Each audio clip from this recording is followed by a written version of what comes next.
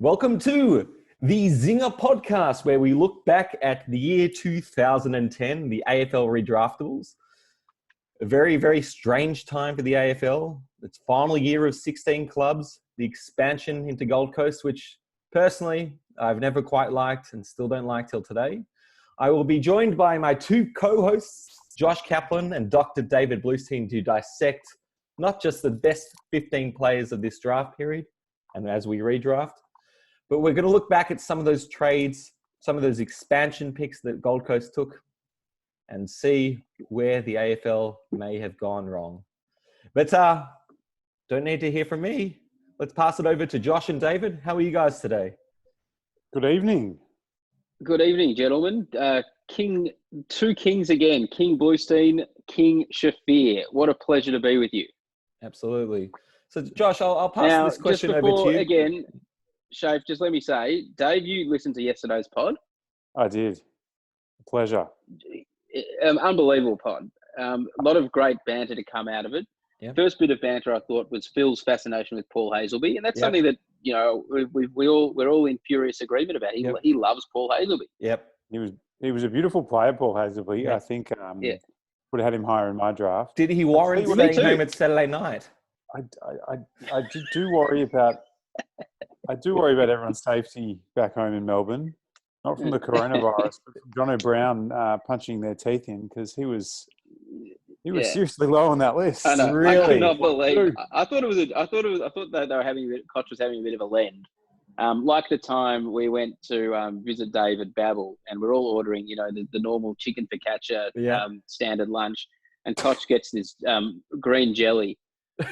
So I think John O'Brien was the equivalent of that. It was just a what was he thinking moment. But he kept dropping. He got to pick 5. 6, I think. I think Joel Corey had him covered, apparently. Well, there you go. I very much like the redraftables of the redraftables. Yes, it's very good. It's very good. And Shape, you were about to say there was some pretty interesting trade news happening. I might before we talk about 2010. I thought this is getting a bit depressing. There's no Essendon influence in any of these drafts. I have not seen an Essendon player. So I thought six draft to have drafted surely twice. we nailed Where's the Carlton? draft. I don't see much of Carlton either.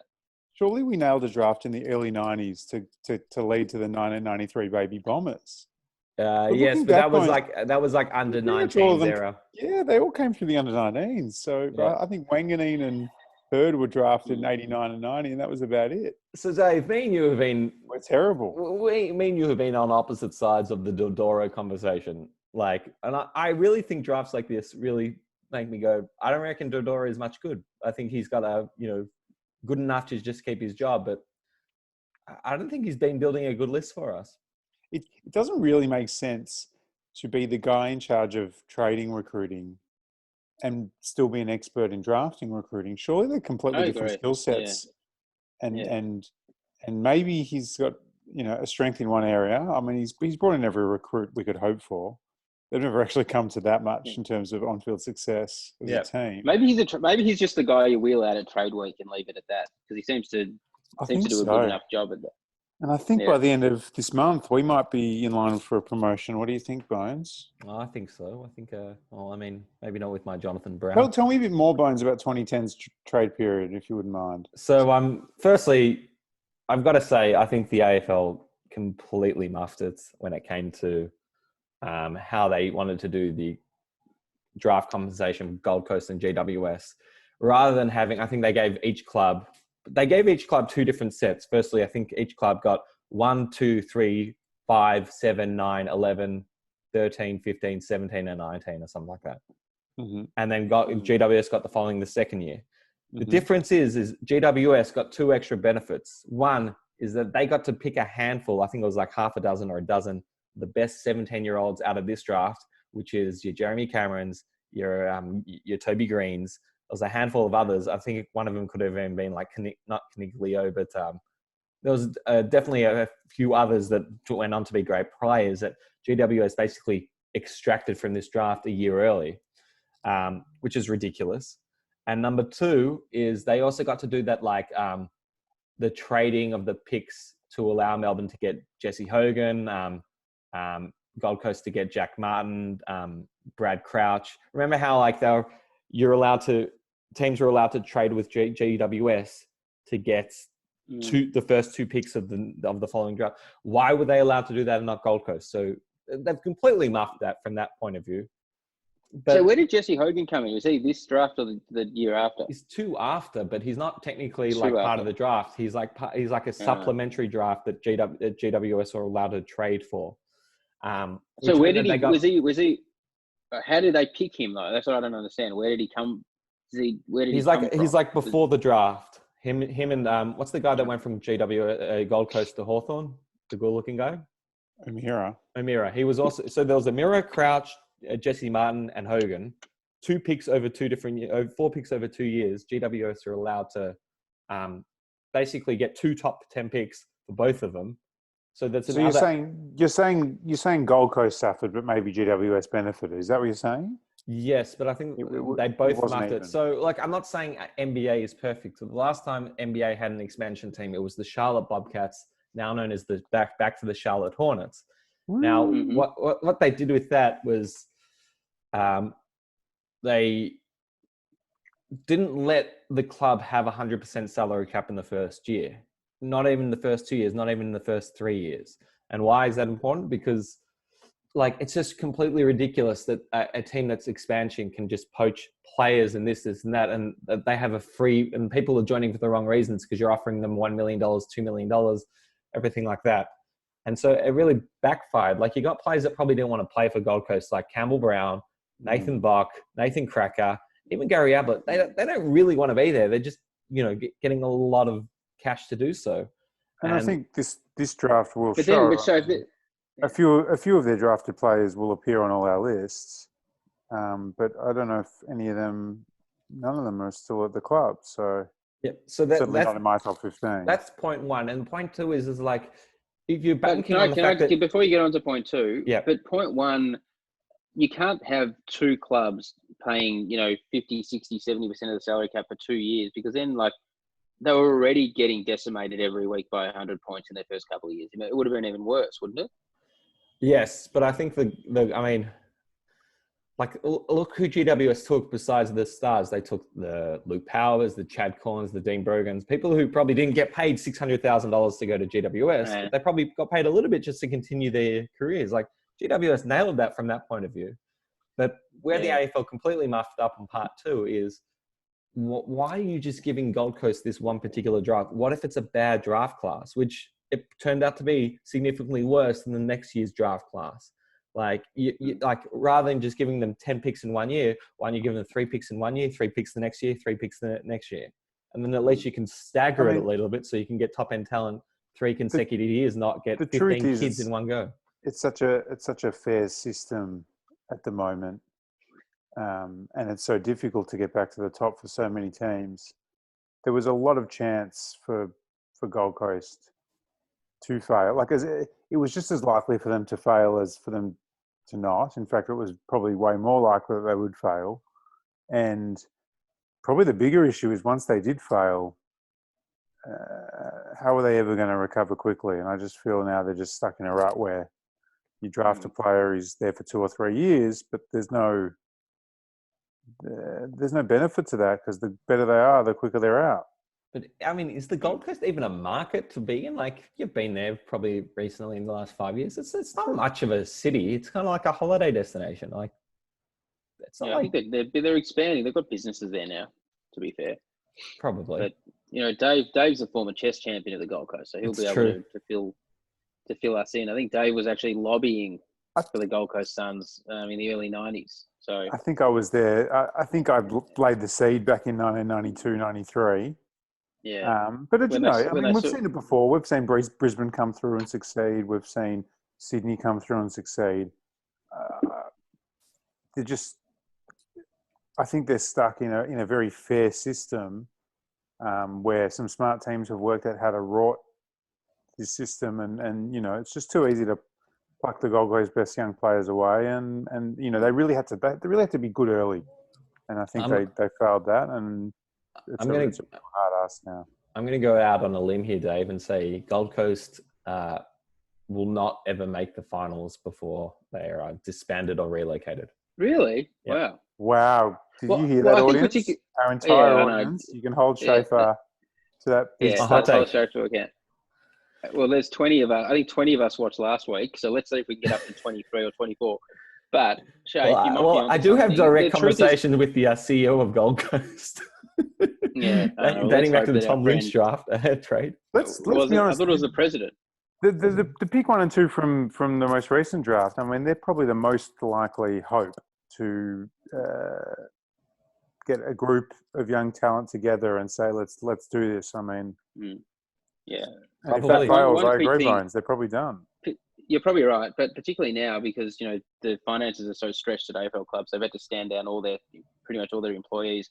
Their coaching groups have been cut dramatically, so it's even harder now to justify the AFL throwing tens of millions of dollars a year to keep Gold Coast and GWS alive when there's like foundation clubs who, even Carlton, who are still getting money from the AFL more so than any other club, which is more so than a lot of other clubs, which is fairly depressing in and of itself. So I think that conversation, after this TV rights deal expires, the GWS and Gold Coast conversation will come up again. It's not sustainable in its present form. Now, we're not getting onto the drafts yet, but I know Dave wanted to go pick one for a reason because I'm pretty sure I know who he's going to take. But that's we'll bookmark that. Just before we do that, though, Josh, I do want to read out some quite ludicrous trades that occurred during this period. Was my team to blame? What would my team done this time? Well, there is one of them, but I'll get to just a couple. So obviously Harborough went from Bulldogs to Gold Coast, so that gave Bulldogs an end of first round compensation. They exchanged it to Brisbane for Justin Sherman. Whoa, that's shocking. That's shocking. Every year so far we've seen the Doggies do really well. I mean, even yesterday's draft that you guys did, they seem to draft well. They got Gia and in '99, Gia and Hargraves and these other guys, and Mitch Hahn 1 year. I always feel like they know what they're doing, but that was an absolute shocker. It's actually a horrible trade period. There were 2 successful trades that I can see, Bones. Yeah. So the other one is Adelaide lost Nathan Buck to Gold Coast, which they also got a first round compensation, and they traded it for Richmond for Richard Tambling. Oh dear. So this is not a. Who did Richmond take? Well, it's an end of first, so I think they banked it maybe in a couple of years' time. The other interesting ones is David Hale made his way from North Melbourne to Hawthorn for an end of first, which proved to be very successful. Richie. Hale, the great man. And then Carlton, I'm sure Collingwood basically got Chris Tarrant for free. I know he only played, I believe, maybe 1 or 2 seasons, but the fact that he was still I'd say a top 50s, top 60 AFL footballer, and they gave away a third round pick is pretty good.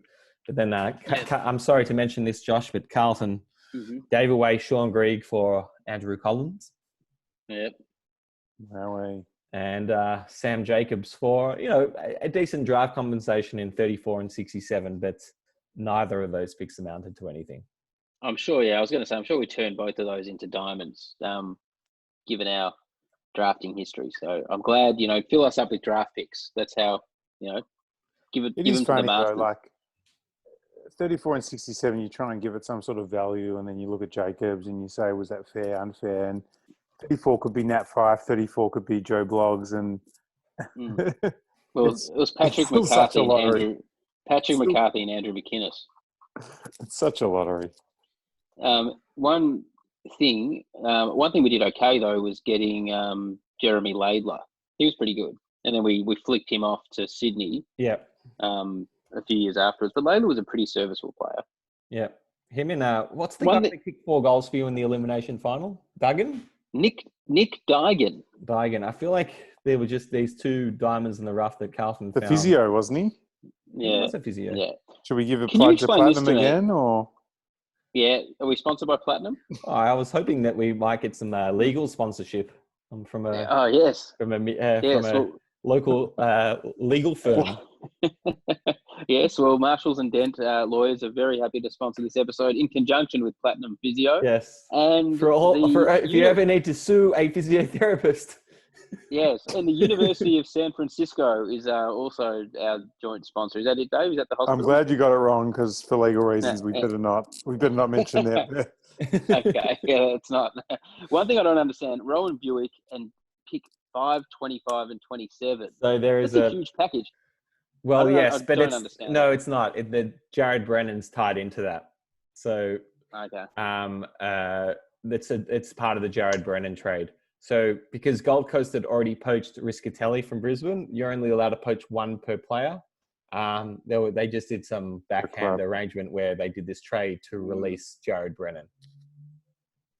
So Okay. yes, for Rowan, but even for Jared Brennan, who had some moments in the.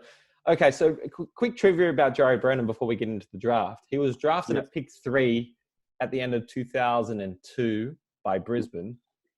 How Brisbane after winning the premiership got pick 3 is they traded Des Headland to Fremantle, which gave them this pick. Now, why is Jared Brennan such an interesting selection for Brisbane during this time? Zelman may remember that back in the early 2000s when Lee Matthews was asked, who would you want to coach most in the league? And rather than saying Voss, Black, Akermanis, he says, Zell. Who does he say? Judd? No, he says Kuda. Kuda. He says Yeah, Kuda back in like 2001. Oh, like yeah, that. yeah. And so he drafts the player in 2002. That basically is should have been like another Kuda. This like long-ranging wingman, half forward, can jump, can fly, picks up the ball with one hand. So he had a lot of Shafir's attributes, to be honest. Yeah, a lot of Zell. You might have missed a lot of his career, but a rangy type.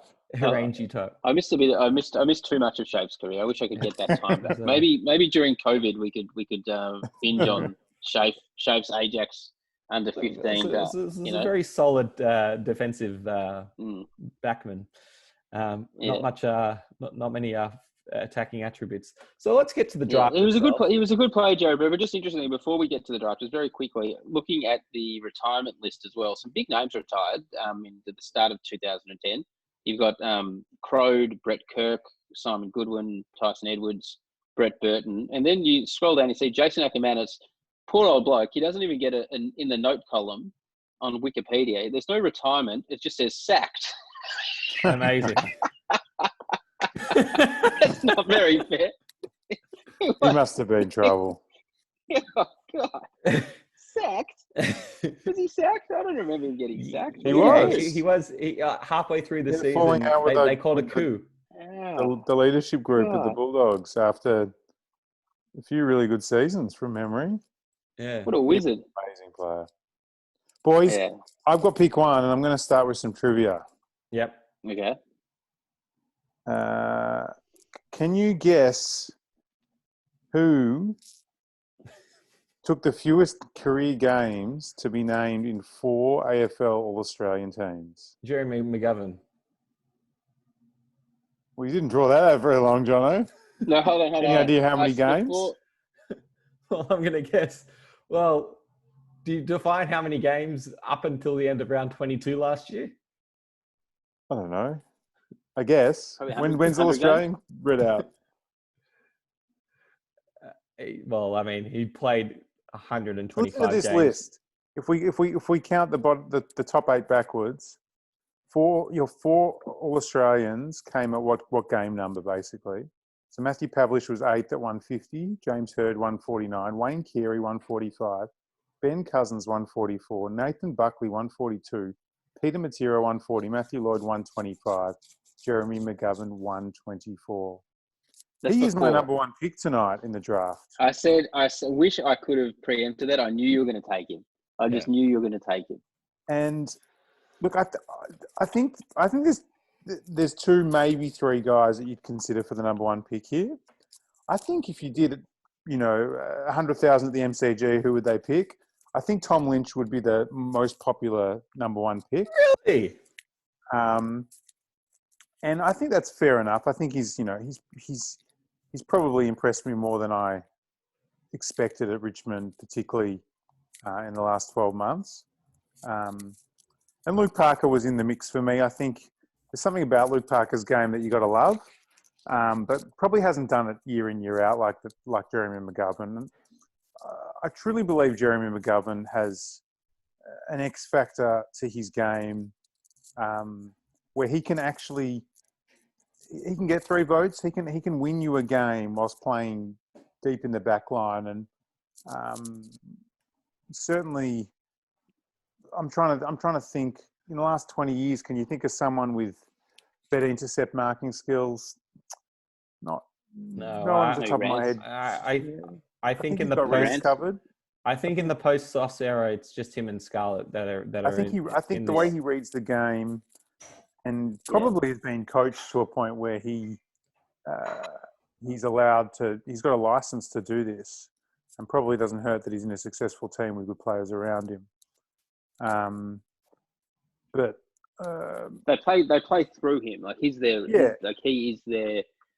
he's like their mode of attack. Yeah, I mean, if you had to show one moment to basically sum up his impact on that team, you'd show the match-winning goal. Dom Sheed starts with him in the back line, and it's exactly how he plays, and really, really love and just rate him super highly as a player. Always have.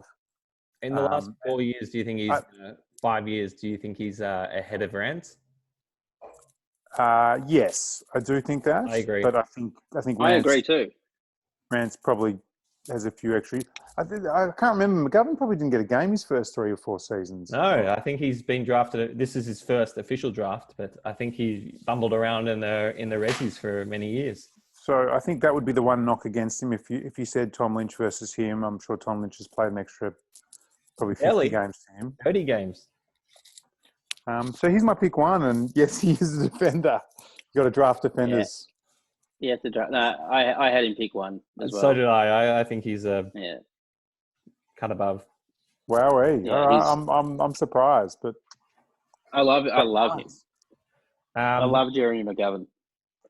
Well, I don't know about you, but the Eagles are dominating the top here for me, or at least the top handful. I won't spoil in case a pick slides to pick 5 for me, but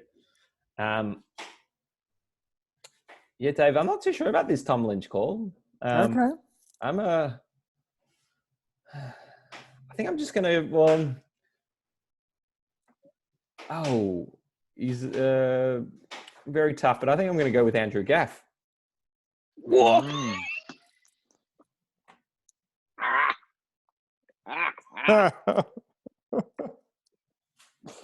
I think wow, those crafty outside running midfielders that can get the ball inside. He's basically a diet Chris Judd in my view. Okay, he missed out on the big year in 2018, but he's been solid from start to finish since he got on the park. Do you think they drafted him for his assault skills, or was it more just his football ability that year? Too soon? Because of the Melbourne play, yes. The errant. No, do you know, Shafe, that Andrew Gaff has averaged 29 per game since 2015? You know those midfielders who just racks up the ball, and but he's always dangerous as well. Like he's not just that accumulator type. He's dangerous, and you want it in his hands when you're hitting up targets inside. Shave, so how many West Coast players in their current, let's say in their last 2 years, how many players in their starting 22 would be better than our best player? Quite a few. They seriously have. How do they draft? How do they do this? Top end talent a team's ever had. They almost lost that grand final. If they don't, they arguably are underachieving. Yeah. Like last year might have been last year they should have maybe won. Like why weren't they doing better last year? They just slipped to 5th, which was very unlucky. They muffed it last year. But I mean, I agree. Just from Andrew Gaff, last year, I'm just looking at his stat line. It's ridiculous. The lowest possessions he got in the game last year was 27. Sorry. So if I can be devil's advocate, I'm a massive fan of Gaff. Always rated him and think his toughness is both inside but also his hard running. But the argument against him will be, well, does he have an impact on the game like some of the other midfielders? How do you respond to that But- sort of comment, Jono? Yeah, I thought about that, but sorry, I'm not Jono, but just I think that he's got such good skills that like you love him setting up play and also kicking it in for that final kick inside the 50. So Jono, your lips aren't moving. yeah, I'm on mute. Sorry. yeah. Yeah, it's a good point. His inside 50 kick is what Jack Darling would love to be on the end of. Mhm. You're giving some hints of who your next pick is there, Dave. Imagine going McGovern, Gaff, and Darling in a draft. That's just. Oh, But- they got. Do you know where we haven't even said where they picked McGovern? McGovern was picked 44. Not in the national draft. Like, you know, Not in the preseason draft. You're pretty happy, right? But let's get this bloke pick 44 in the rookie draft. It's And it would have been because he would have been completely out of shape. He probably tests really badly in all the athletic drills. Probably has a terrible attitude in interviews.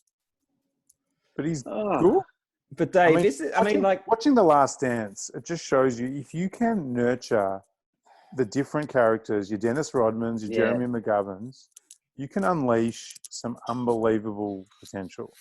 I reckon you're 100. And obviously, that's exactly the message that I took from The Last Dance. Like, even when I was showing Michael Jordan's, when he first started, like in high school, he was just like, you know, he had natural talent but didn't know how to harness it. And then he realized that, you know, he needs to be the best, like on the court, off the court. And that's how you're exactly right.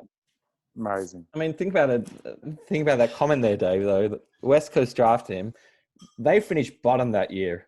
They did terribly, and this is also off the back of the drug scandal. But yet, you know, they've got strong, you know, belief in what they do. That they go, well, we could probably take a chance on a guy that's, you know, not taking his attitude towards fitness is probably subpar, but whatever. We're still back ourselves to develop a guy like that. You don't see that. Do you know what keeps coming up in these drafts? How well, like the well-resourced clubs interstate do, like Adelaide just nail their picks, West Coast nail their picks. You know, Collingwood historically nailed their picks. Sydney nailed their picks. Like, it is a good point though. You say as well, Bones, is they came bottom. They get picked 4 for coming bottom. You know, most clubs would be livid, but they picked the best player in the top 20. At pick 4, you know, they really nailed it. Absolutely. Yeah, I love pick 3, Josh. Well, do we let the West Coast love continue? Oh, I like what you're thinking here, Josh. Do we let the West Coast love fest continue? I think we're treading on thin water here, guys. I think we're getting blinded by premierships at the moment. No, I think it's a theme of this podcast. Yeah, but premierships are the only way you can judge players in the big games. Mind you, all my guys have won premierships. Yeah, just keep going. That's how they separate themselves. And Mr. Darling, I was tossing up between him and Tomas Lynch, both premiership players, to be fair. But the thing that I love about Jack Darling is that he's got that aggression. You know, he's got that. You know, he's probably, you know, lucky in a way that he's got Kennedy as his forward partner, because he doesn't always draw the best defender, but he's just got that real, you know, that aggression, and like defenders would hate to play on him. Great kick for goal, beautiful mark. His West Coast leading goal kicker in 2012, 2018 and 2019. All Australian in 2019 as well. Yeah. And Carlton, I remember during the draft, there was this big push for Carlton to draft Jack Darling. And for some reason, we picked His character was a knock, wasn't it? Yeah, I think that was the issue. But there was this big push, like, this guy's going to be an absolute freak. He's a gun. He slipped all the way to pick 26 in the draft because of that character concern. Carlton ended up picking a guy that they thought, oh, yeah, we got this guy, Tom Watson, who Matthew Watson. You know, Matthew Watson. With the big kick from full back. He was like, oh, I can kick it 60 meters. Mordecai Watson. He's like a Jack Darling type. So we'll just get the guy with a better character. So Mordecai Watson, come on down. Let Jack Darling slip to pick 26 when we're desperate for a key forward. And I think Jack Darling is only going to get better and better, and because he's younger than Kennedy, will play for another 4, 5, 6 years, and I think at the end of his career will be just as fondly recognised. Do you remember how putrid his first half was, and then how good his third that's what I quarter remember. was in that premiership That's what I game? remember. He turned the game. Yeah. The media were coming for him. Did he not pull his finger out? And he was. Remember some of those marks he took on the wing, just like leading up. He almost completely muffed it though. Fumbling the sealer. Yeah, that's right. That is right. These things get forgotten, don't they, when you win? Yeah. Did you have Darling 3, Dave? No. Look, love him as well, but I think put Tom Lynch and Darling next to each other, and sure, Darling's done it more consistently for longer, but Jack Darling's never discussed as the number one forward in the game, and Tom Lynch has had that briefly at the Gold Coast, and it was very hard to judge him because it was a very unusual situation. But what he's done at Richmond, he's shown a toughness. He's shown a real, I don't know. I think he's shown more skill sort of below his knees and when the ball hits the ground one-on-one. Look, he's more athletic, but I'd say the counter to that is that, Jacob Wiedering a few weeks ago just completely towed up Tom Lynch. Tom Lynch used to destroy Carlton. When he was playing for Gold Coast, he destroyed Carlton. Probably more naturally talented, but I just think I like those real aggressive types who are just like the leaders of the forward line. I think that's where Darling would edge Tom Lynch out. But both, I think it's easy to build around a Darling. You can play different roles within the forward line, and you have seen a bit of a shift in power. I think in the last year and probably this year, if this year ever went ahead. You'd think that Kennedy is actually the number 2 forward in West Coast. Like there's been a bit of a shift in power in terms of who the primary target is. I think it's just forgotten a little bit because it's like, well, there's Kennedy and Darling, so therefore Darling's the Robin. But like the guy's been doing it consistently for 10 years, whilst I think Tom Lynch has probably only been doing it since 2016. So yeah, I don't know about that. No, Tom Lynch, I was actually Gold Coast best player for a long time. Well, Dave, you're up Tom at Lynch pick won 4. 2 You best can and fairest. So at I'll take Gold him at Coast. pick 4. Yeah, but that's where I'm worried. This listening to the Joel Corey's getting picked at 4 yesterday. I'm thinking, hold on, are we overdoing it? Let's just pull back here and say, do we really think? I can understand Gaff, but I mean, is he really that elite standout player that a Tom Lynch is? Personally, I don't think so. Wow. But is Tom Lynch an elite player? Definitely. Is he? Definitely. He's a generational player. Yeah, but how many generational players can there be? I mean, a generation is 25 years. Like, you can't have 50 generational players in 25 years. So I'll say of this decade, he'll end as a top 5 forward of the decade. Would that be a fair comment? He's playing in the best team with the best delivery. Now he is. He's the thing about Tom Lynch that I love. He's an amazing set shot. Like I love watching him kick for goal. Great below his knees, as you said. Super athletic. How good was he that day against Carlton for Gold Coast? Yeah, I said he killed Carlton. That was impressive. That was a serious performance. But also Tom Lynch, I think his best game was probably when he beat Geelong by himself almost in the prelim last year. Yeah. I think Darling basically has the same average amount of goals per game than Tom Lynch, and yeah, I definitely see Darling as the guy that probably leads up a little bit more and plays a bit more of a higher half. But probably paid in a lot more wins. So I mean, it's very difficult data. I think we lost Selman there for a moment. But look, I have a top 4 and then a slight gap to Darling just below. Really? There's a player we haven't brought up yet. Is it a home choice? Definitely not. So I'm guessing you're going to take Tom Lynch at pick 4 then. Yeah, so Tom Lynch at pick 4, and Lynch and McGovern try and stop me. Yeah, you've done well. You've done well, and you've got one defender covered and one forward covered. So I love this I'm no just having a snake look, Dave. business. Yeah, I'm just having a look through the list. Any other key defenders that might be Dave's next? Well, Tom McDonald might be at pick 7 for Blusztein. Yes, yeah. Jono, who have you got a 5? I'm very interested. I agree. I think Zelman may have dropped off. I think there's a huge cutoff after pick 4 here.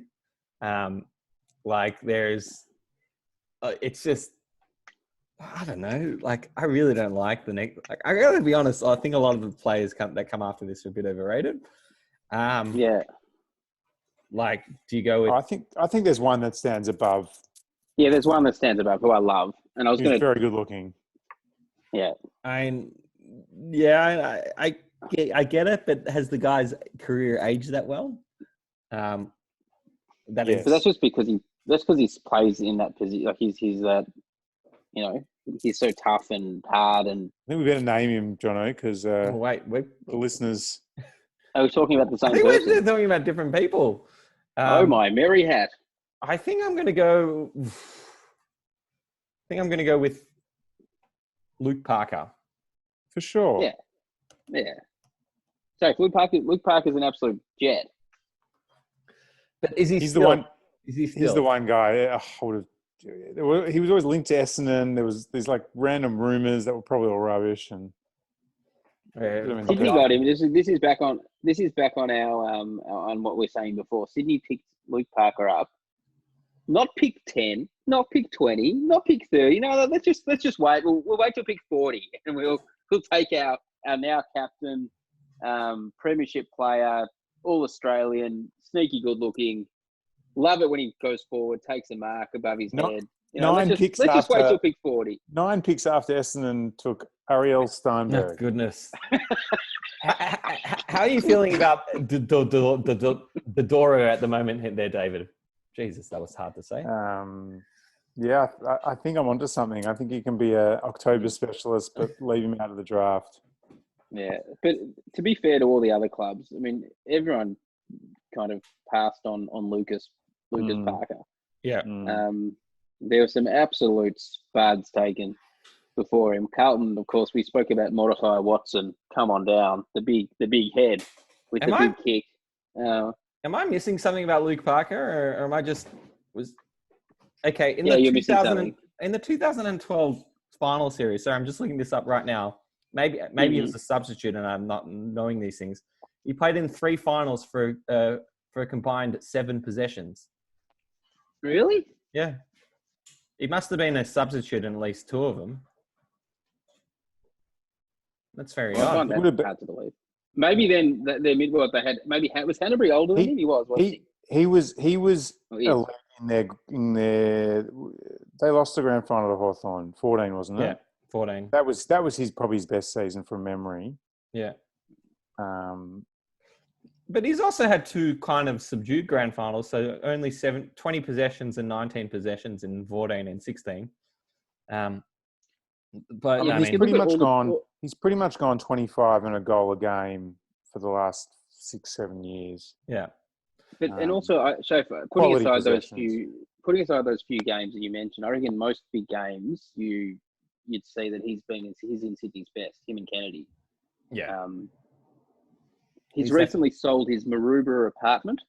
Really? Yes. 3-bedroom apartment sold for $1.5 million. So that's interesting. Maybe a move back to Essendon. Yeah, well, he's got a beautiful pair of hands and beautiful. He kicks goals. So I mean, very happy with him at 5 lines. Surely, yeah, I had him at 3. You had him at 3?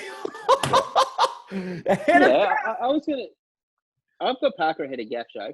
Really? Yeah, wow, I'm in the Darren wrong. Yeah. No.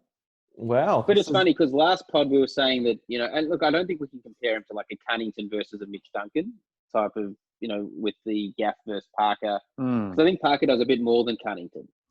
I think Parker's more athletic, maybe moves like he is a better mover, Better looking, better hair. But yeah, again, Sydney just picking him up at pick 40.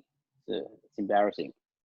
I swear, these drafts are just littered with Collingwood, Hawthorn, West Coast, and Sydney just plucking people out of everywhere, and Essendon and Carlton completely whiffing. It's unbelievable. Who's at 6? So now we're now up to pick 6. It's Uncle Zell. I'm going to go somebody who I think is, again, I like picking those players who, at the end of their career, we can look back and say, yep, Uncle Zell, you've nailed it, just on the apex, just as it's about to launch. And my man, Dion Prestia, best and fairest for Richmond last year in a premiership year. He's actually probably I think he's almost taken the mantle already from Cochin as Richmond's second best midfielder.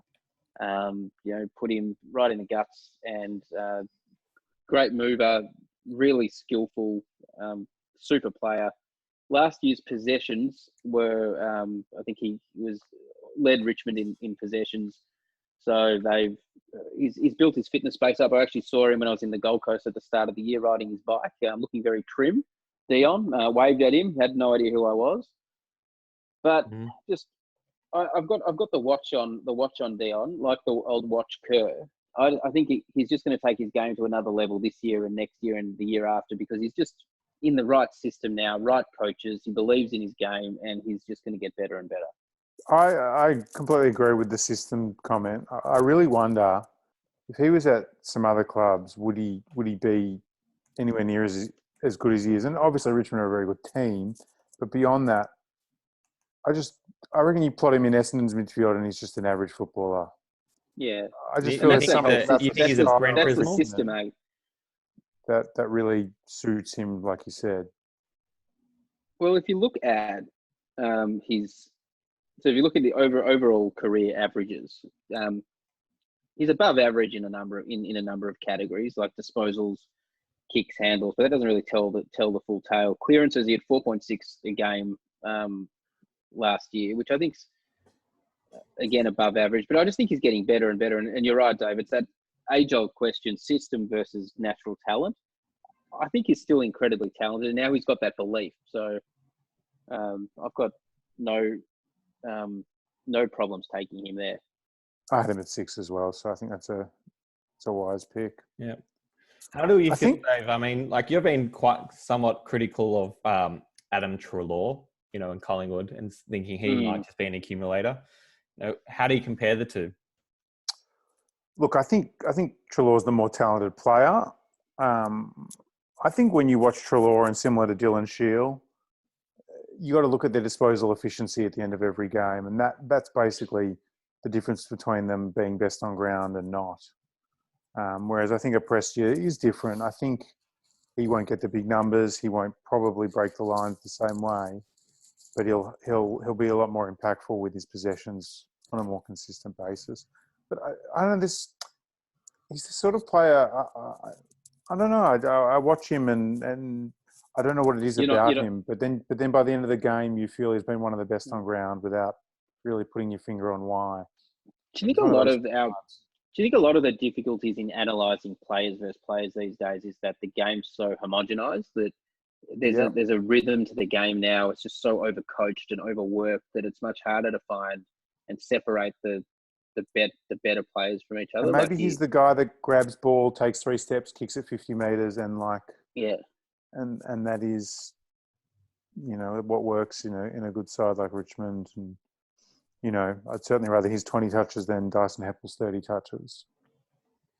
I mean, like, comparing, I know that Shane Edwards isn't in this draft, but Shane Edwards for me is much more impactful than, say, a Prestia. Like, Edwards is the guy on the end who finishes but sets up. Like, he's like one of my favourite players. But it's really hard when you're looking at like Prestia versus some of the other guys left. Like, how do you really compare? But my thinking is that he's best and fairest in a premiership team last year, but he's also getting better. He's trusted by the coaching staff to be their second best midfielder, and I think that counts for something. Yeah, And I think this just shows, though, that if you look at Richmond, they finished, I think, second bottom this year behind West Coast, and they still muffed their first pick, which was Reece Conker. I think Essendon had, the pick after them and nailed it. I mean, maybe not the best pick at that slot, but definitely with Heppel, a very good footballer. But then ever since then, Richmond, even actually, if you include the draft and trade period, Richmond just nailed everything else. Picking up Hawley, picking up Greg, finding Prestia, finding all the players that just fit a good part and just absolutely go. And, it just kills me that, like, for years, Essendon has just completely missed on all those extra things. And as a result, this year really set Richmond up, this trade and draft period, didn't it? Yeah. To get two halfback flankers for free. Indirectly. Are you saying Tom Lynch? No, to get Hawley and Greg for nothing. But they got Hawley, they got Lynch. I mean, just thinking, indirectly and directly, they get Caddy eventually from this draft as well. Yep. Hawley, Sean Grigg, this is the core of their team. Yeah, that's the 1992 batch. So Dave, you're up at pick 7. But this gets to our point that you look at Essendon and Carlton perpetually like middle of the road, or we're much worse. But it's because we've missed on these drafts every single time. Yeah. Right? So the fact that Essendon picked up Ariel Steinberg and then not see, once again, I'm not making this an Essendon pod. I don't want to be too much of a homer, but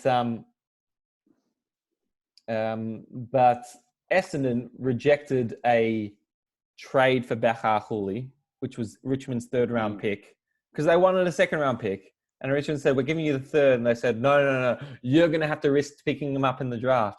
And what did they do? They picked him up in the draft. And okay, that third round pick that Richmond used, I think was hell big, or didn't turn out to anything. But the idea that it just, to be so stupid, we talked about this with Luke Ball and St Kilda, just take whatever it is that you can get and figure out the rest later. No one's sitting there going, good on Essendon for standing their ground. Like, it's such bullshit. Save it for the Dodoro pod. We're going to have a Dodoro pod. And then we're going to have a Shane O'Sullivan pod.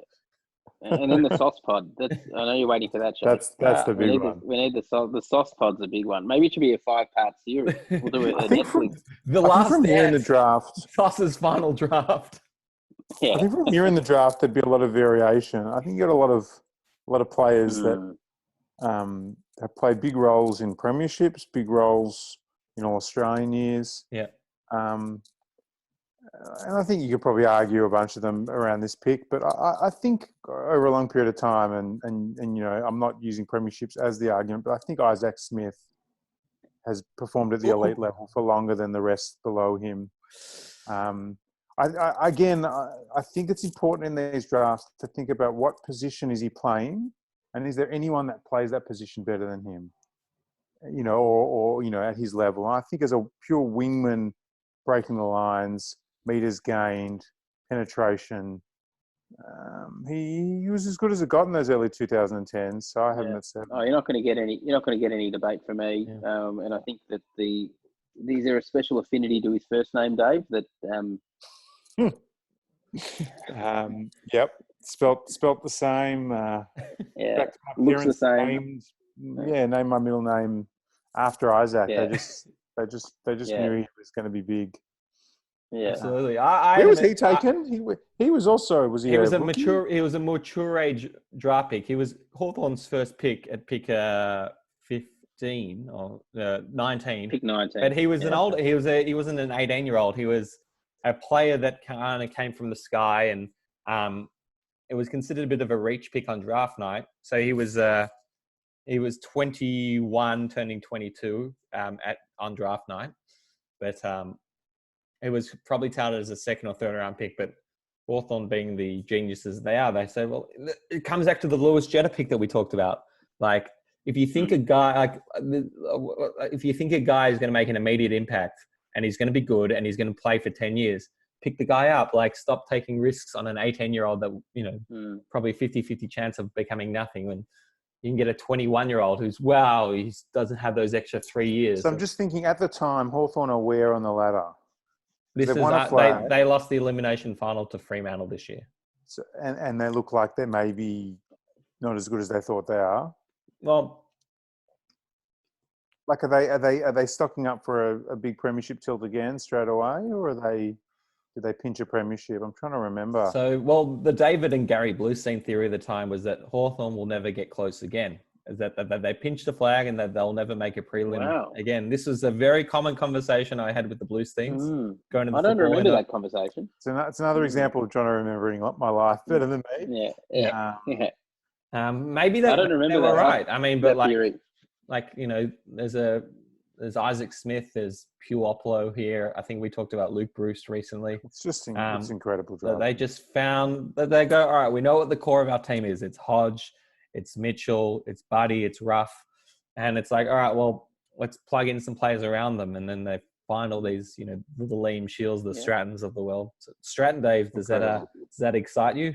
Good player. So do you draft, is what the good clubs do they draft on a best player available basis, or do they draft on a needs basis? Like, how do they, or is it just a mixture of both? Because Hawthorn would have. I mean, I think it's a bit of. I've heard Dodoro talk about their list management strategy, and then he was talking about the picking Zach Merritt, and it wasn't part of the list management strategy. And Bomber Thompson actually said to him, "If you think he's the best available, if you think he's going to make the team, you pick him. You don't doubt it." But like, you can look at any team. Like, who I can't. Like, I don't know what is Essendon thinking Ariel Steinberg's going to become. Do they think he's going to become this rangy half forward? Do they think he's like what are they looking for here?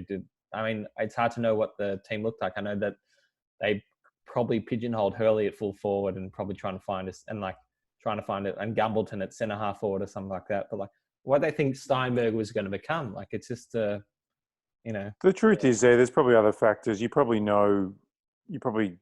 have plays for position types, and you probably say, there's 7 midfielders we rank the same that are available right now.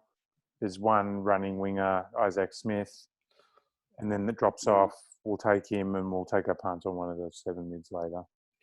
Yeah. So I actually had Isaac Smith ahead of Prestia, and not because it's a premiership weighted thing. I just it's more damaging over a longer period of time. Gun. Yeah. He's a gun. Yitzhak. I don't mind that. Yitzhak Smith. I just think, let's look at the end of Dion's career and Isaac's career and say, I'm surprised they're the same age. I always thought Dion Prestia was younger. Maybe it's because he's been in well, Isaac's older because he was mature age. Oh, that's why. Yeah. So you're up, Bono. You're on the clock. So at pick 8, as much as I've been slamming Dodoro, I'm going to take Dyson Heppel at pick 8. Where did he go in the real draft? Same? Pick 8? Yeah, pick 8. So very interesting. My theory, he peaked as a 19-year-old. Do you think his best season was his first year was his best year? Maybe the first or second year, I can't even remember now. But he was All-Australian 2014. Yeah, so that was his third year as well. His fourth year. Yeah. I think we just got his toughness is elite. I reckon you guys underrate him. I don't know. From an opposition supporter, I really rate him. And I know you say that he's got like this weird disposal where he like chips the ball up in the air, but I reckon he's unbelievable. I think in a tight tussle, wet, late in the last, he's the guy you want out there for your team. But I think he's overrated by opposition people like yourself because he looks the part. But maybe I actually really like him. I reckon he's a good character as well. Yeah, like he's very likable. Like I don't like his leadership style either. That's not a leadership style that gets the best out of people like me. Too laissez-faire.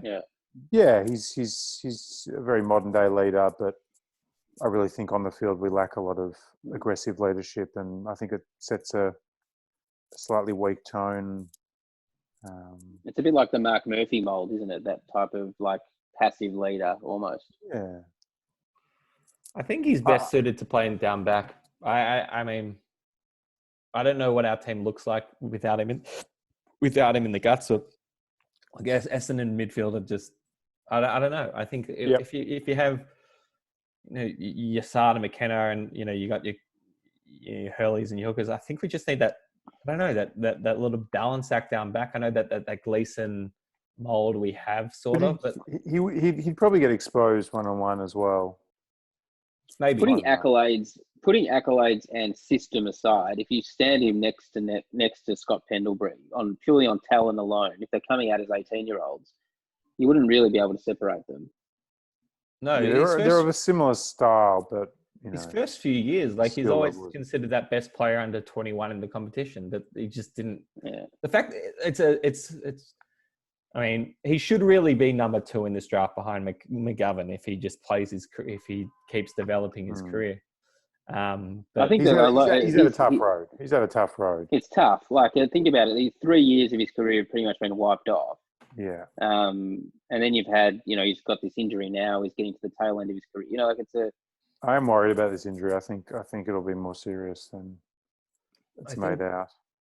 But just looking at Essendon, though, we need more of the Devon Smiths in our midfield, just these absolute bulls who will go tackle it. Yeah, I agree that Heppel's a bit more courageous than anyone, but okay, you got a few outside midfielders in like Shield or Merritt, whatever. I just don't think Heppel's the complementary piece to that. I think it's just he's just and we got Heppel. Doesn't seem to move the needle too much. I do have some concerns that Andy McGrath can potentially run a similar career if he doesn't take that next step. Potentially. That gets down to system. Because if Andy McGrath gets drafted to Richmond, he can play a bit in the VFL, come in, and you can just tell he's gonna. I think that's the whole. It's like the environmental. But maybe it's identifying the body type, the attributes, and knowing that at 18, 19, you can look elite, but maybe you don't quite cut it against the pen over a long period of time. I don't know. If it was my brother Benny, or it was one of you boys who told the Andy McGrath story after the elimination final last year against West Coast, and how livid he was with the team. You probably remember, he was maybe our best player in that losing game. Yeah. And he was just so furious as to how the team just didn't show up, and how a lot of the players just kind of thrown in the towel before the game. They're like, all right, we got to the finals. That was our achievement because of how far backward they were. So those things kind of give me confidence that Andy McGrath, has what it takes to go the next level. But, it's a shame that Dyson Heppel, this is it for him. He's just going to be a B grade midfielder. Because we've got better pieces around him over the last few years, and it just hasn't seemed to have much of an impact. So you're saying the highlight of his career is pick 9 or pick 8 in our redraft? Yes, as opposed to pick 8 in the regular draft, and going to the hairdresser. So we're up to pick 9. Yeah. I think you're right. There's so many ways. I mean, there's so much sameness I find with the remaining players. I'm not overly excited about any. I'm hoping I can get the next guy who I really like with my later pick. You're playing strategy. So I'm playing strategy. Trade down. I'm tempted to trade down. And I'm going to take someone now who's probably going to surprise a lot of you. Yeah. David Swallow.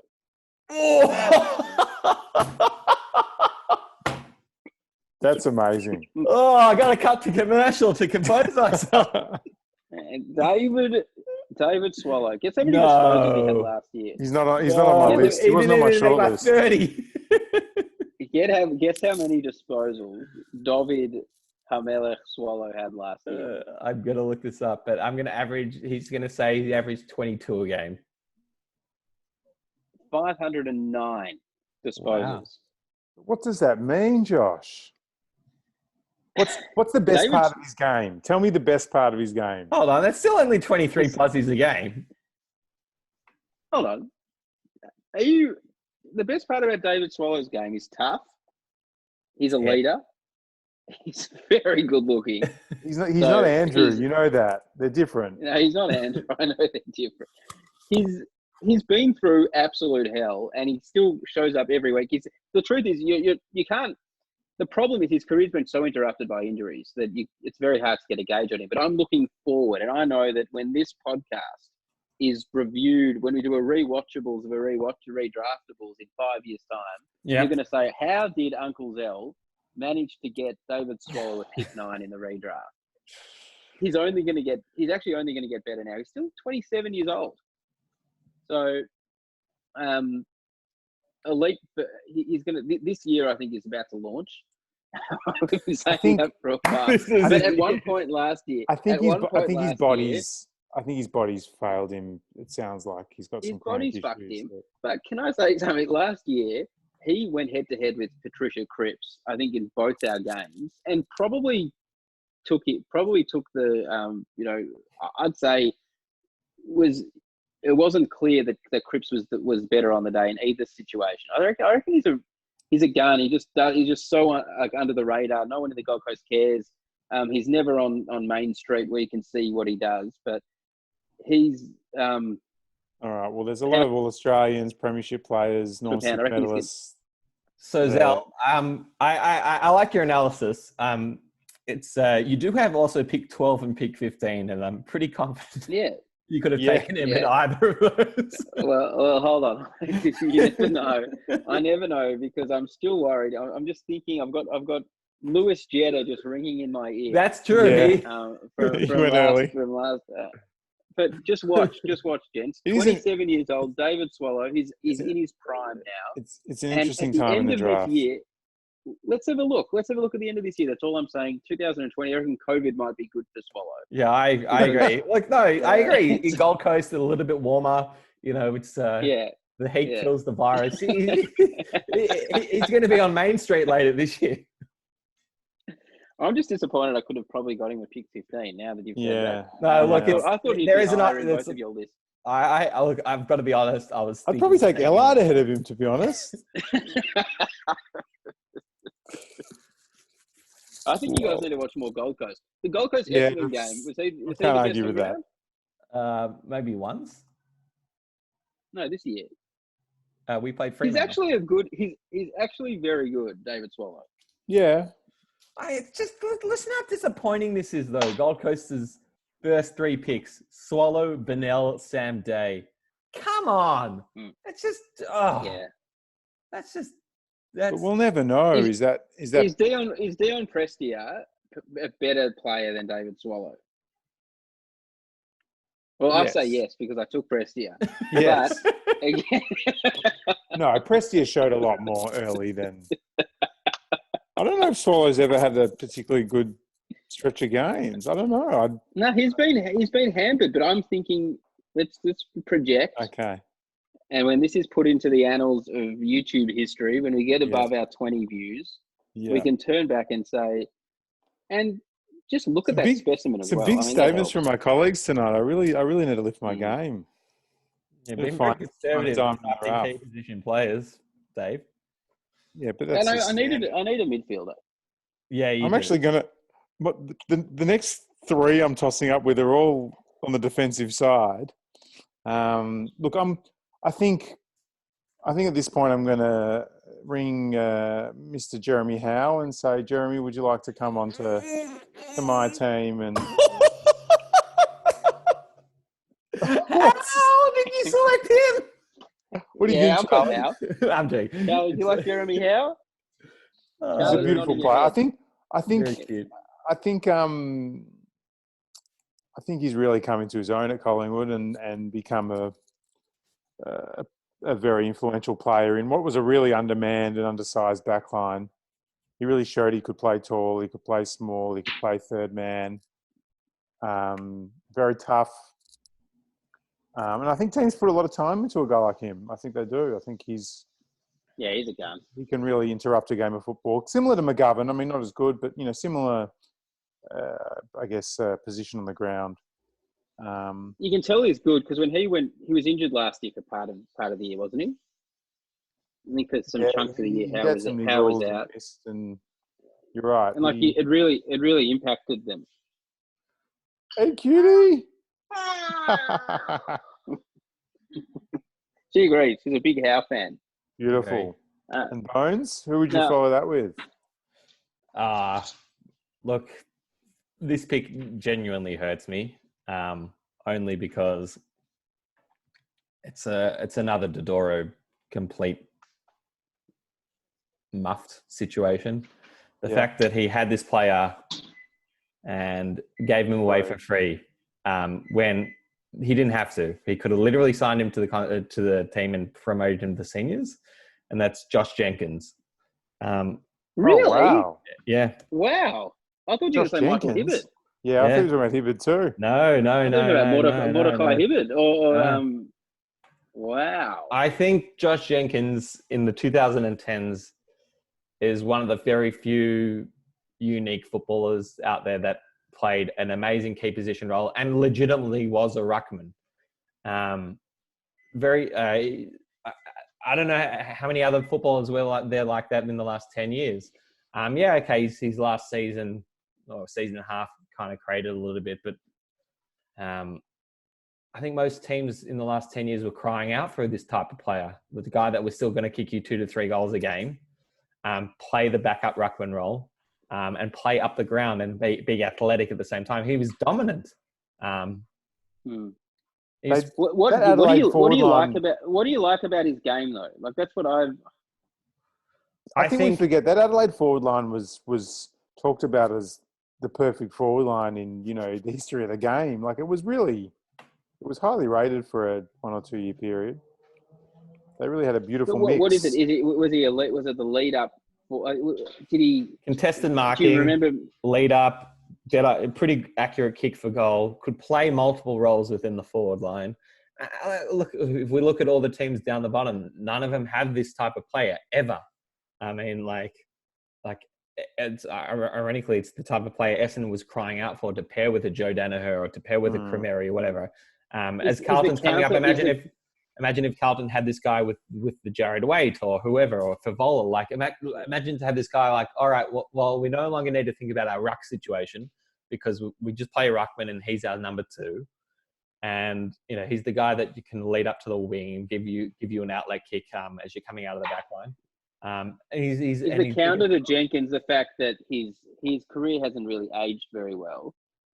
He wasn't really in demand last year. Yeah, but Adelaide, the whole Adelaide scenario is weird. I mean, would you be shocked if Josh Jenkins is in the Geelong team later in the season and kicks 3 goals in 3 finals? Like, you wouldn't.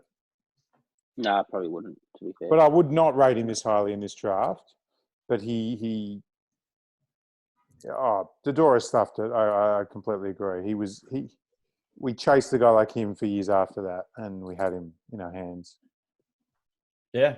I mean, even today, I still don't understand why we didn't consider him. Okay. I agree. You have Bell Chambers as your primary ruckman, which I don't know why we're so hell-bent on Bell Chambers. He's all right, but he's not, he's never a top 10 ruckman in the league. And it's like, all right, well, we need a second ruckman because we don't want to exhaust Danaher. So, all right, let's get Andrew Phillips. Just draft Josh Jenkins. Just get him back. Have him pair it centre half forward and be that second lead up. I legitimately just don't really get it. Like, maybe our forward line looks better as Stringer as the key position forward today. Do you know what he is, Z? I'll tell you what Josh Jenkins is. He's your staker, your solid backup quarterback. Yeah, you just want him on your list. He's Andy Dalton. He gives you safety in a number of positions. He gives you flexibility, and his average performance is okay. Yeah, I don't know. I've just never I don't think I like him either. I don't know. He's got this arrogance that he thinks he knows NFL. Tweets about it. Well, do you see James Winston didn't get signed? Come on, mate. Would you say he's the Bob Murphy of this draft? Yes. He annoys me with this. You know what? He unfairly didn't make my list, and in retrospect, Bones, I agree. He should be in the top 15 in this draft. Not that high, but in the top 15. I thought about him and actually, I don't know. Doesn't do it for me. Well, who are you taking ahead of him? You're up. I'm up, am I? Well, I've taken David Swallow. I was hoping this guy would slip, and he has slipped. And his name is Jamie Cripps. Wow. Ooh. Interesting. I also love have the him in my nifty. 15, but keep going. I love the nifty forwards. Yeah. He's the Luke Bruce. Yep. He's just that clever, calculated, crafty. He's exactly what Carlton need and haven't had. We've spoken about players similar who we've missed on. He's that 1 to 2 goal a game, good for 1 to 2 goals a game. Can play a bit up the field, great kick inside the 50, sets them up beautifully. Destroyed us in the Perfect elimination compliment. final. Yeah, and he's also got a big kick on him. He can whack it from 55, 60 as well. So does that mean that we've got 4 West Coast players so far? Darling. Correct. Well, Cripps went to St Kilda, though. He was drafted by St Kilda. St Kilda's I mean, He every was team has drafted these by St stories, but Kilda. in back-to-back years, they drafted Tom Lynch, the Adelaide one, and now Jamie Cripps, and they gave him away for peanuts to go to other clubs. He was drafted to St Kilda. Yeah. And the funny thing is, I didn't have Cripps in my original 15. Yeah. And then I was scrolling through, and I'm like, "Fuck! Excuse me, how did I miss King Jamie Lannister?" You can't say that on air. I had him at 16, actually. Don't swear on air. Oh, that's all right. So it's interesting that you have him ahead of two players that probably play similar positions in Puopolo. Yeah, Puopolo's pretty stiff in that regard. But yeah, but I think he's better. Cripps than probably has Puopolo. more overall, like around the ground talent. But Puopolo More at the guile. forward pocket position is probably the better. He's got more guile than Puopolo. I think Puopolo's career is pretty much at an end as well. Cripps is still Again, really, another really example good. of Cripps of, I mean, he gets traded for probably some 3rd round, 4th round pick, ends up on a list with Darling, with Kennedy, with he just slots into this beautiful forward line that generates 20 goals a game anyway. Yeah. And he could have gone to any other club and been washed up in a couple of years. I have no doubt. Yeah. I think Shaf, if you can look at, sorry, just to finish up, he also plays well in big games. I mean, you mentioned the final last year, the elimination final. He does. A very good final record from memory. He had a good grand final, tough matchup, fast, good below his knees, good player. He was very good in 2018, Granny. I think a guy you guys will let slide. I wonder if this is the sort of guy that gets underrated around the country. And if you asked the coach of the club, where would you pick this guy on your team, he'd be one of the first picks. And that's Brodie Smith. So I'll take him here. Really? Yeah. I think he, again, we're at a point now where we're not dealing with your typical midfielders. We're not dealing with your typical key position players. So he's probably more a wing half back predominantly, but really breaks the game open. I think he's been very consistent for 3 or 4 years now, and has an All-Australian to his belt. Has mostly been very resilient, although I think has 1 year out with an ACL from memory. A very different sort, but he's maybe a rung below Isaac Smith, but not at his best. He was I'm trying to remember which year did they go pretty deep. Oh, they made a granny against Richmond. That year he was good that year. He was one of their best players. Don't tell me he was out that year. No, I think he did he do his knee in the finals? Was can't remember now. There was someone else. Oh, he did. He did his Brady knee in the final. No, I think he did his knee that year, at the end of that year. He did. He missed. I think in the qualifying final. He missed the grand final. Yeah. And that's another thing you sympathise with him about, Dave. That must be it. And he's got the same. No, he's a good player. But I can't tell you. Yes, you asked me like, what's Dave Swallow's game like, and I bumbled something together. But I can't tell you what I can't really tell you Brodie Smith's game. Yeah, he's got a good kick. He plays on the back flank, wraps up a lot of the ball. But I don't know. I think he's a step up from a Matthew Suckling type. A real. Yeah, that's a good call. Sort of guy you get the ball in the hands, takes the game on, quick, damaging. Why are you guys going with the picks? I'm going to look up his BNF record, just generally speaking. I feel like he'd be the sort of guy that would come 4th to 6th every year. Yeah, Brodie Smith. He's a poor man, Sam Doherty. Is that what you're saying? Probably. I haven't seen Sam Doherty in about 7 years. When did he retire? Dave has very selective sympathy for people that do their knees. Yeah. Dave says, when did he retire? No, he's got the Ackermanis treatment. Sacked. We should definitely play cards after this. Very unkind to him.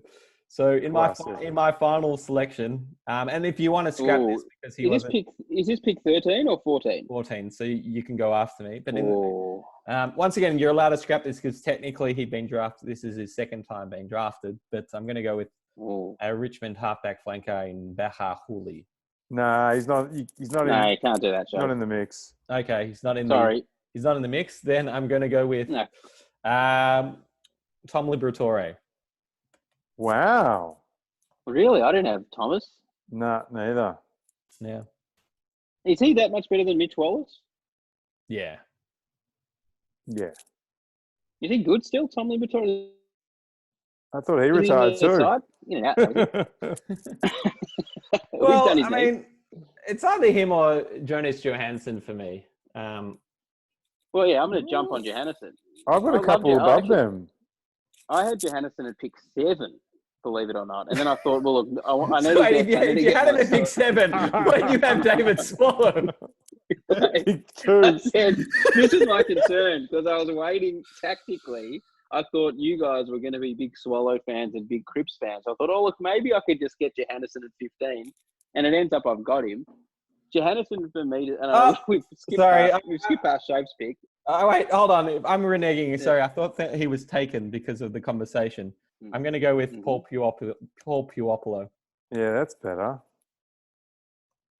Sorry, I thought because I typed in instead of Cripps, I typed in. Okay, so you're taking Puopolo at 14? I'm taking Puopolo at 14. Once again, I do favour premierships, as we all know, but going to David's philosophy, it's to have a player that plays a role and just does it very well consistently over an extended period of time. Like, yeah, Paul Puopolo may have become something better, but like the fact that it's like that I've identified, he's crafty, he's a hard tackler, he's aggressive, he's good around goals.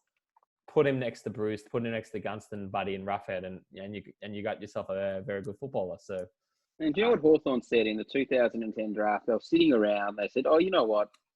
There's this really good forward. Let's not take him at pick 10. Let's not take him at pick 20 or 30 or 40 or 50 or 60. Let's just wait till pick 66."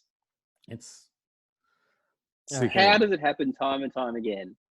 It just makes me sick that Hawthorn has 2 in the top 15 here. Is Subi watching? It's just I certainly hope so. How are you going to round out the top 15 for us, Del? Well, I've spoiled it. I've jumped the gun because I was trying to cover up for your Tom Liberatore pick. But I'm going Johannesson, Shafe. Yep.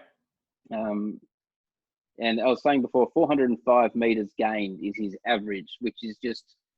I'm shocked he's still there at 15, to be honest. I had him at 15, but there's a few out ahead that we haven't picked yet. Really? Mm. The thing about Johannesson that I love is that he had obviously had that massive year when they won the flag, and he was probably best on ground in the grand final. He won the Norm Smith. But the thing that I really rate is that those players like the Sards who can just break open a game with speed, and they're 100-meter players. You know, they're worth their weight in gold to kick it over the zone, break a game, absolute game breakers, really hard to stop. So he set up their premiership tells. He was as important as anyone. Yeah, absolutely. And as I said, I'm just looking at these stats. You know, still 20.4 average disposals, and you want to get it in his hand. That's pretty good. It's above average for AFL. Yeah. that manages the 405 meters is his average per game. It sounds like a lot. Yeah, I can't even run 400 meters. It's in the elite category. Yeah. He's very good. Who else would you say is like the Johannesson, like in that class of just 100-meter players? I said we mentioned Saad before. I think we have two, Sada and McKenna, and that's rare. I think most teams are lucky to have one. Yeah, Saad, McKenna, Johannesson. There's not many more. And that's why a guy like him, Many you others. feel, you know, he's like the Isaac Smith of Hawthorn's era. Like, you got enough pieces around the ground that they could rebound quickly, Bulldogs, if they get their act together. Because guess how many meters gained Johannesson got or gained during the on the grand final? 600. Higher, Larry. Really? You're meant to guess that, 674. 674. Higher. 780. Higher. Wow. 812. Higher. 900, Larry. Lower. 846. 876. Oh. Look, that day he was amazing, but at the same time, from memory, he shanked a lot of his disposals, but was... if you're gaining 876 meters... Yeah, you can shank a few. How many footy grounds... What's it from fullback to full forward?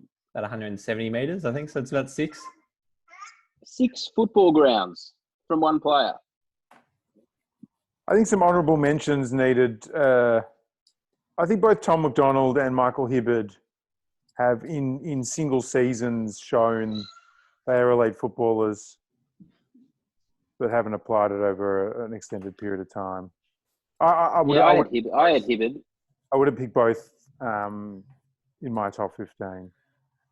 My case against Hibberd, and I think what he's done for Melbourne is very good. I think he was very patchy in his Essendon. Like, he had one great season, I think maybe 2013 or 2014, and was just disappointing in other seasons, I always found. Yeah. Hibberd doesn't lose many one-on-ones, does he? And he's got an elite kick. He gambles, though. Like, literally. Yeah. Like, he lost his timing for a period at Essendon where he'd jump for a ball and miss the ball, and he'll try and do that hero it could be catastrophic, and he'll go over the back. It's just like... Yeah. Like Mike Hurley that we watch every week. Yeah, and there's a few other almost players. There's like guys like Jared Polak, almost player. You know, had a good year. Good player. He's a very good player. Yeah, he's good. He's good. Paul Seedsman, almost player. Tom Jonas, Sean Atley, almost player. Aaron Young, almost player. You know, these guys are thereabouts. A lot of forgotten premiership players in this group. So we got Will Langford, Jonathan Simpkin, Scott Lysette, Josh Caddy. Josh Caddy's a couple. I had Josh Caddy at pick 15. Yeah. 17 for me. I think he's a bit overrated. Agree. I think he's just got a big kick and he's strong. And kind of guys, it's going to be all right because I just think after this draft, Essendon and Carlton, they're just going to find their rhythm. Can we go through Carlton's picks, please? We haven't done that yet. Yeah, let's do that. Let's have a laugh just before we have to finish up. Dave, do you want to do the honours? Yeah, let's do this. All right, at pick 18, was it? How did we end up with that pick? Oh, is that because our picks got shifted back for the Gold Coast? Is that right? Precisely. Okay. So poor old struggling Carlton, who just finished, or he had an elimination final. We get pick 18, Matthew Watson. So we've spoken about Matthew Watson's career. Yep. I can't even. If you gave me an over or under of 10 games, I'd say I'll take the unders. 23.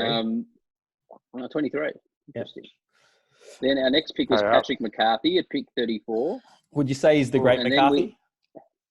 Then we picked Luke Mitchell. So we went really heavy on key position players. Luke Mitchell didn't play one game, I wouldn't say. So Andrew McInnes, your first 3 players, Watson, McCarthy, and Mitchell, you could play to combine 25 games.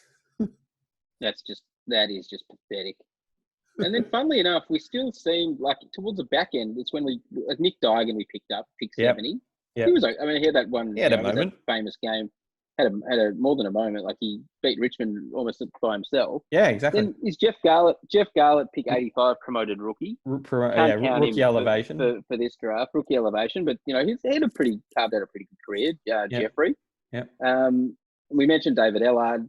Played probably 40 to 50 games. Simon White was serviceable. So like our back end picks were better than our front end picks, which seems to be I don't know how that works. Well, you also had a nice rookie selection in a player that's still running around there, Zell.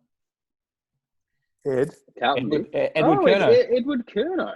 Yeah. And Menegola was there as well as a rookie.